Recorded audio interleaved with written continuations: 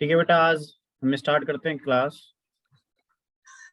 10th subject math exercise 1.2। ठीक है, 1.1 को आप ऑफलाइन क्लास में सीखना।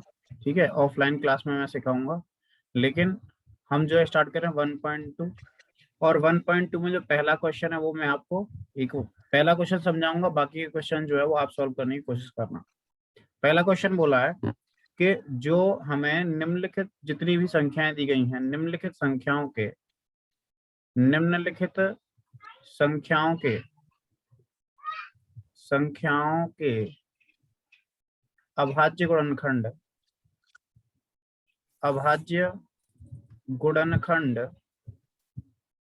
अभाज्य गुणनखंड के रूप में व्यक्त कीजिए। ठीक है, जैसे क्वेश्चन नंबर 1 बोला गया 140 को हमें अभाज्य गुणनखंडों के रूप में व्यक्त करना है। तो किस तरीके से हम अभाज्य गुणनखंड करते हैं ये आप सीखिएगा। 140 को अगर हमें अभाज्य गुणनखंड के रूप में दिखाना है तो हम जिस तरीके से गुणनखंड करते थे उसी को हम फॉलो करेंगे। 2 4 जा 2 7 जा 14 0, 2 से फिर से डिवाइड देते हैं, 2 3 जा 6 एंड 2 5 जा 10। अब 5 से डिवाइड देंगे, 2 5 7 जा 35 एंड 7 1 जा 7। तो जो 140 होगा, 140 के जो अभाज्य गुणनखंड होंगे वो होंगे 2 इंटू 5 इंटू 7। ठीक है, ये इसके क्या है, अभाज्य गुणनखंड है। ठीक है, समझ में आया फिर नहीं आया? Yes sir. ठीक है, अब मुझे क्वेश्चन नंबर 2, ठीक है, इसे आप करके दिखाओगे। 156 के अभाज्य गुणनखंड बताओ। 156 के अभाज्य गुणनखंड।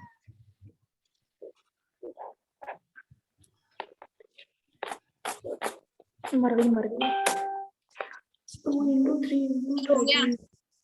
कितना कितना? 2 into 2 into 3 into 13। 2 into 3 into 13। ठीक है, 2 into 2 into 3 into 13। अब अगर इसे आप थोड़ा सा सही से लिखना चाहें तो किस तरीके से, 2 raised to power 2 into 3 into 13। ठीक है, इस तरीके से लिख सकते हैं। क्वेश्चन नंबर 3 बोला गया है 3825 के अभाज्य गुणनखंड करने करके बताओ।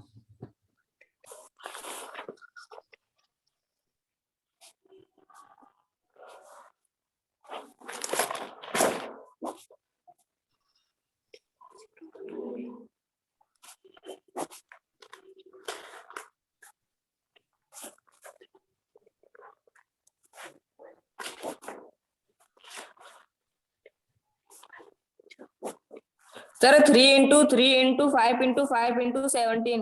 जी, इसके अभाज्य गुणनखंड हुआ 3 into 3 into 5 into 5 into 17। ठीक है, सही तरीके से अगर लिखें तो लिख सकते हैं 3 raised to power 2 into 5 raised to power 2 into 17। ठीक है, इस तरीके से लिख सकते हैं। क्वेश्चन नंबर 4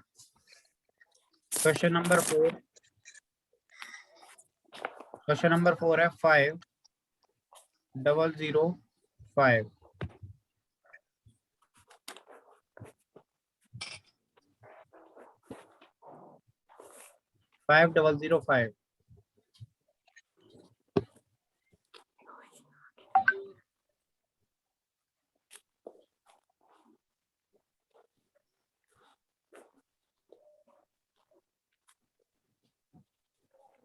आपको पता है भाई खरीद रो जा रहा है हैं, खरीद को जगह जा रहा है।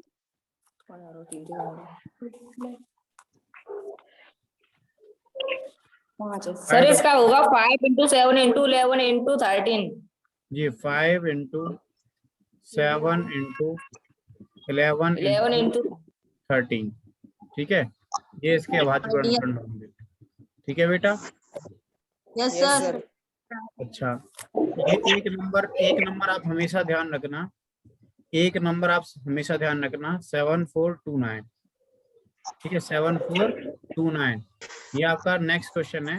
इसके जो अभाज्य गुणनखंड जब आप करोगे, इसके जब आप अभाज्य गुणनखंड कर रहे होगे तो वो आएंगे 17 इंटू 19 इंटू 23, ठीक है, 17 इंटू 19 इंटू 23, ठीक है। ये आप ध्यान रखना कि ये एक नंबर ऐसा होता है जिसके जो जिसके जो अभाज्य गुणनखंड होते हैं वो क्या होते हैं, 17, 19 और 23 होते हैं, ठीक है। स्क्रीनशॉट ले लो। 70 पे जा रहे हैं।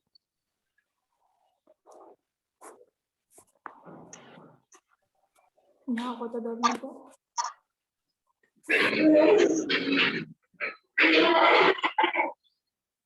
ठीक है, अब देखिए नेक्स्ट क्वेश्चन जो है वो मैं आपको करा रहा हूँ, ठीक है। नेक्स्ट क्वेश्चन मैं आपको कराऊंगा, उसके बाद आप कीजिएगा। क्वेश्चन नंबर 2 बोला गया है। क्वेश्चन नंबर 2 लिख देता हूं मैं। पूर्णांकों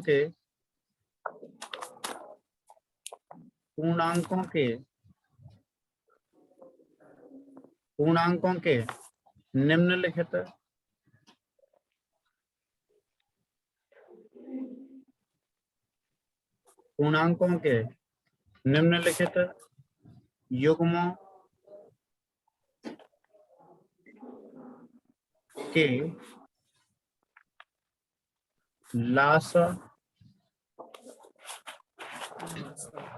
और मासा ये क्या होता है? LCM लासा और मासा, इसे हम बोलते हैं एलसीएम, सॉरी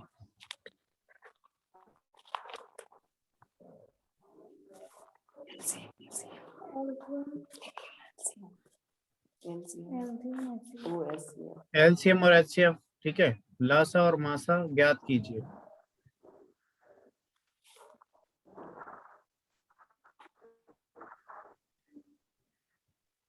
लासा और मासा ज्ञात कीजिए तथा इसकी जांच कीजिए के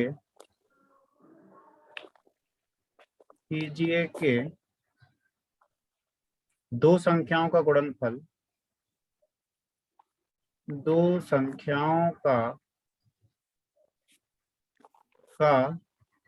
गुणनफल बराबर एलसीएम इंटू एचसीएफ है, ठीक है। एलसीएम इंटू एचसीएफ है। क्वेश्चन नंबर 1 बोला गया है 26 और 91। तो मुझे बता दो बेटा 26 के जो फैक्टर होंगे वो क्या होंगे? तो 2 into 13 2 इंटू 13 और 91 के जो होंगे वो क्या होंगे? 7 into 13 7 इंटू 13। तो मुझे इसका एचसीएफ बता दो। एचसीएफ 13 को हम क्या बोलते हैं? मासा। 13 हो गया, ठीक है।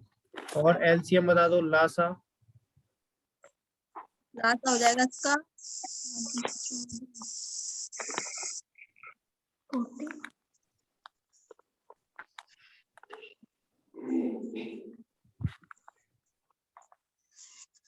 2 3 6 6 इंटू 7 इंटू 13, ठीक है। मतलब एक तो 2 ये आ गया, एक 17 ये 7 ये आ गया, और इस दोनों कॉमन में से एक 13 आ जाएगा, 13 ये हो गया। तो 2 इंटू 7 इंटू 13 हो गया, ठीक है। मतलब इसका जो एलसीएम आया वो क्या है? 182। अब हम करते हैं जांच, ठीक है। अब हम क्या करते हैं? जांच करते हैं। जांच के लिए हमें क्या करना पड़ेगा? दोनों संख्याओं का गुणनफल, दोनों संख्या मतलब जो संख्या n1 इंटू n2, ठीक है, दोनों संख्याओं का गुणनफल बराबर रखना पड़ेगा किसके? एलसीएम और एचसीएफ के। एलसीएम इंटू एचसीएफ के, ओके बेटा। तो n1 और n2 हमारी 26 इंटू 91, इक्वल करनी है इसके 13 इंटू 182 के। अब इसका मल्टीप्लाई करके देखो क्या इक्वल आ रहा है या फिर नहीं आ रहा।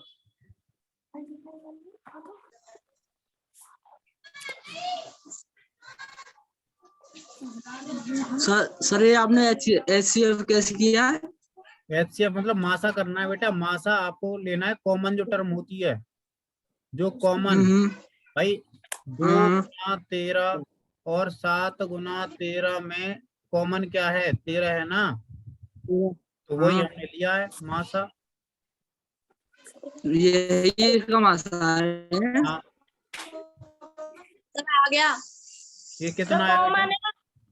2366 2366। 66 और यहाँ भी 2366। ठीक है, दोनों साइड जो है वो इक्वल है।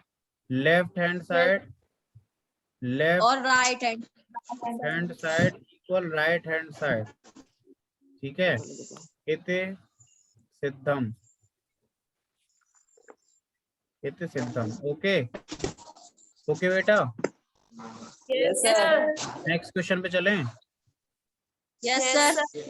ठीक है, नेक्स्ट क्वेश्चन पर चल रहा हूँ।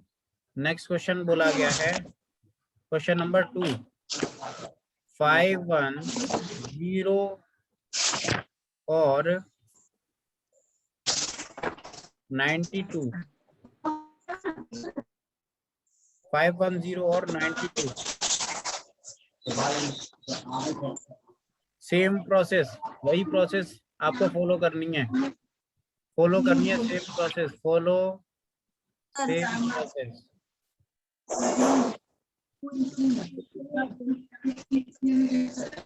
सेम प्रोसेस फॉलो करनी है आपको। 92 को 92 510 के आप फैक्टर निकालिए और 92 के फैक्टर निकालिए।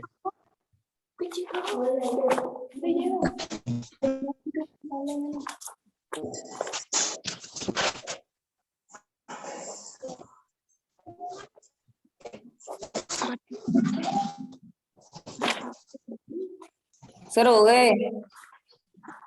हो गए? Yes sir. किस किस के हो गए? 510 का निकाल दिया बेटा? Yes sir. 510 का क्या क्या आया बताओ?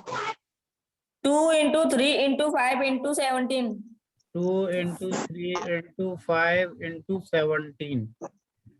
ठीक है, 92 का 2 into 2 into 23 2 into 2 into 23। ठीक है, यस अब मुझे इसमें बता दो आप HCF। 2 क्योंकि ये जो दो है वो कॉमन है, तो HCF मतलब आपका क्या होता है? मासा। 2 into 2 into 3 into 5 into 7। मासा जो है वो आएगा 2 और यस लासा सर। LCM, लासा लासा जो है वो क्या आएगा? 2 into 2 into 3 into 5 into 17 into 23। 23। जी ठीक है, अब कर लीजिए जांच। यस जांच कर लीजिए। N1 into N2 equal HCM into HCF।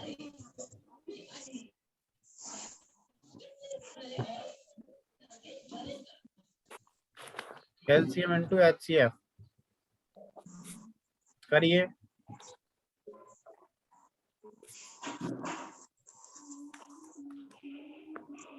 दो दिन 4 इसका मल्टीप्लिकेशन कितना आ रहा है? तो एलसीएम का हाँ, LCM का मल्टीप्लिकेशन 2 3 4 6 0 2 4 6 0 2 3 4 6 0। ठीक है, 2 3 4 6 0 आ रहा है। और HCF जो है वो क्या है? 2। HCF है 2 और LCM है 2 3 4 6 0। अब हमें जांच करनी है N1 into N2 equal LCM into HCF। तो हमारा N1 क्या है? N1 अभी है क्या काम होगी ना सी? N1 है 510 510 अब क्या बज गई टाइम देखो। और N2 है 92 92। बस LCM कितना है 2 ठीक चल रहा है। और एलसीएम से HCF 2 3 4 ए 0 जैसे काम सॉरी 4 मिनट सॉरी करेंगे 12 की उम्र कर। LCM है ऐसे तो पढ़ लूंगा कितने LCM है हमारा 2 3 4 6 0 इंटू HCF है 2। यस सर इन दोनों का मल्टीप्लाई कीजिए 46920 4 6 920 0 इक्वल होगा 4 6 9 2 0 के। ठीक है, दोनों ही जो है वो इक्वल होंगे और यस सर। जो हमारी लेफ्ट हैंड साइड होगी लेफ्ट हैंड साइड इक्वल हो जाएगी राइट हैंड साइड के और ये हो जाएगा इट सिद्धम। ठीक है बेटा, यस सर ठीक है, ये कर लोगे अब आप।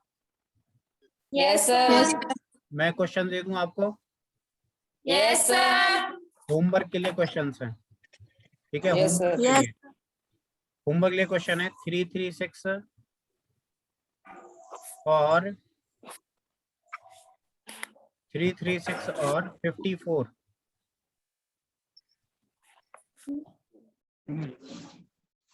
336 और 54।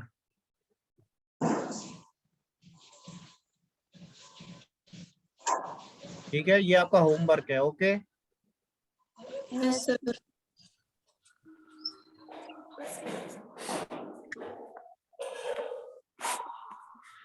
ना होगा जल्दी चलो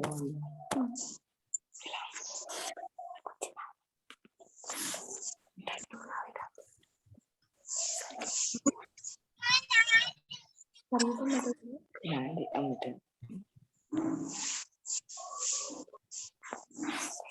ठीक है बेटा, अब मैं Yes, sir. नेक्स्ट क्वेश्चन कर रहा हूँ, question number 3। Question number 3 okay, इसमें बोला गया है अभाज्य गुणनखंड अभाज्य गुणनखंड विधि द्वारा अभाज्य गुणनखंड विधि द्वारा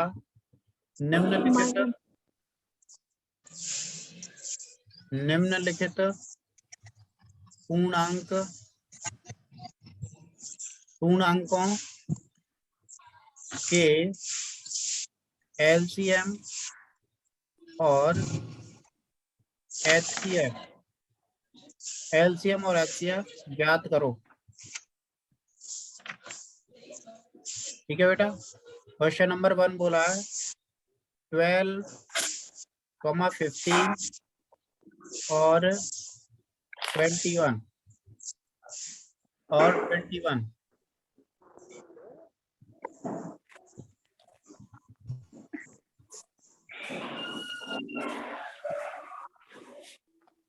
ट्वेल्व 15 एंड 21 बताओ, इसके LCM और HCF बताने। LCM and HCF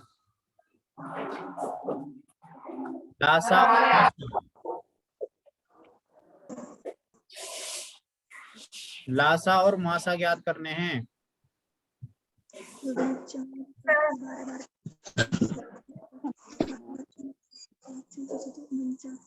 sir Lasa तो 490। लासा कितना आया बेटा 490। 490। लासा आया 490 और मासा मासा से पूरे का बताना है अलग अलग। मासा तो बेटा तीनों का एक कॉमन आएगा ना, कॉमन टर्म आएगा। बताओ तो कॉमन तो आ ही नहीं आ रहा है सर 3। जो मासा है वो Yes, आएगा sir. 3 और जो लासा है वो आपका आएगा ये 419 आके 420 आएगा। ठीक है 420। अच्छा ओके, मैं अब होमवर्क दे रहा हूँ, होमवर्क में क्वेश्चन दे रहा हूँ। क्वेश्चन नंबर 2 इसी तरह से करने। क्वेश्चन नंबर 2 17, 23 और और 29। क्वेश्चन नंबर 3, क्वेश्चन नंबर 3 8, 9 और 25।